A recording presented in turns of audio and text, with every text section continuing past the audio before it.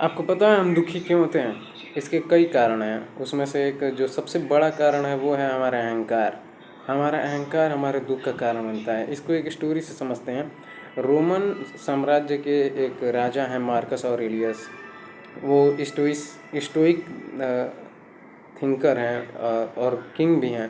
तो उनकी बुक है मेडिटेशन। तो वो उनके बारे में कहानी है कि वो अपने एक दास से बोले थे कि जब भी मुझे अहंकार आए तो मेरे कान में आके धीरे से बोलना, you are just a man, just a man. तुम केवल एक आदमी हो, सिर्फ एक आदमी।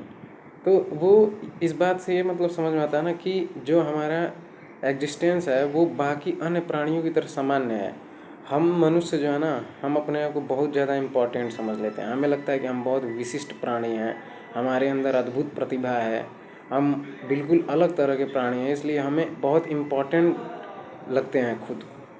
हम बहुत इम्पोर्टेंट समझने लगते हैं खुद को। और ये जो इम्पोर्टेंस देना है ना अपने आप को, ये ईगो का रिफ्लेक्शन है। जो हमारी आइडेंटिटी है कि हमारा ईगो हर्ट हो जाता है, हमारी आइडेंटिटी है, एक पहचान है, और उस पहचान को लोग जब नहीं रिस्पेक्ट करते हैं तो हमें तकलीफ़ होती है, ईगो हर्ट होता है। जैसे आप कहीं शादी में गए और कोई आपको पूछ ही नहीं रहा है तो आपको तकलीफ़ हो रही है बहुत ज़्यादा कि यार मुझे कोई पूछ ही नहीं रहा है। आप इतने इम्पोर्टेंट नहीं है भैया कि आपको लोग पूछें।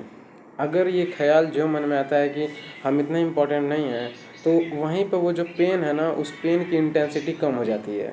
वो जो तकलीफ़ हो रही है आदमी को, उस आदमी की तकलीफ़ की इंटेंसिटी कम हो जाती है। और अगर बार बार ऐसा दोहराते रहें कि जब भी ऐसी परिस्थितियां हैं, अपमान या सम्मान की, और हम हमेशा ये ध्यान में रखें कि हम इतने भी इम्पोर्टेंट नहीं, हम भी साधारण प्राणियों की तरह हैं, तो हमारे न्यूरल पाथवेज वैसे बन जाएंगे कि जब भी ऐसी परिस्थिति आएगी तो न तो हमें अपमान में बहुत ज़्यादा दुख महसूस होगा और न तो सम्मान में बहुत ज़्यादा खुशी महसूस होगी।